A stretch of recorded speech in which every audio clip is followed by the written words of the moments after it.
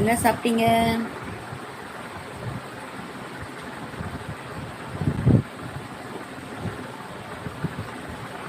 ஐயோ, அருமை உங்கள் பிரெயின். உங்கள் பிரெயினா? இன்னைக்கு நான் மட்டன் தானம்மா. மட்டன் மட்டன் தானா? வீட்டில் யாருமே இல்லையா? அஸ்வின் பாலா வாங்க வாங்க. ஹலோ, சாப்பிட்டீங்களா அஸ்வின் பாலா? என்ன சாப்பிட்டீங்க? சந்தோஷம். நெருங்கிய உறவுகள்லாம் வரீங்களே,